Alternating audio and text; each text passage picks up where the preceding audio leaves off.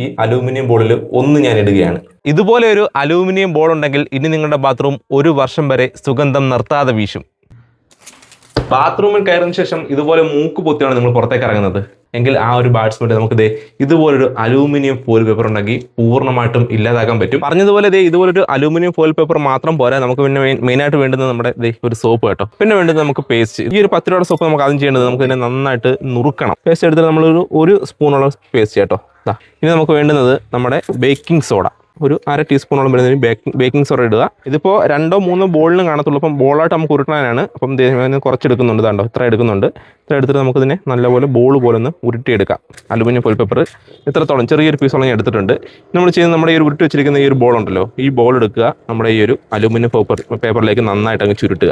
ഇനി നമുക്ക് ചെയ്യുന്നത് നമുക്ക് ചെറിയ 1-2 കിഴുത്ത് ഇടണം, അതായത് ചെറിയ 2 ഹോൾ ഇടണം. അപ്പോൾ അതിനുവേണ്ടി നമ്മുടെ ഈ കത്തിയുടെ മുന വെച്ച് തന്നെ അവിടെ ഇവിടെയൊക്കെ ആയിട്ട് ചെറുതായിട്ട് ഒരു 3-4 എണ്ണം നമുക്ക് പറ്റുന്ന രീതിയിൽ എന്ത് വെച്ചോ ഈർക്കൽ വെച്ചോ എങ്ങനെ വെച്ചാലും നമുക്ക് ഇതുപോലൊരു 3-4 ഹോള് നമുക്ക് എല്ലാത്തിനകത്ത് ഇട്ട് കൊടുക്കാം. ഫ്ലഷ് ടാങ്ക് ആദ്യം നമുക്കൊന്ന് ഓപ്പൺ ചെയ്യാം. ഈ അലൂമിനിയം ബോളിൽ ഒന്ന് ഞാൻ ഇടുകയാണ്. ഇപ്പം ഒന്നല്ല, നമുക്ക് 3 എണ്ണം വേണമെങ്കിലും ഇടാം. 3 നമുക്ക് ഇട്ടേക്കാം.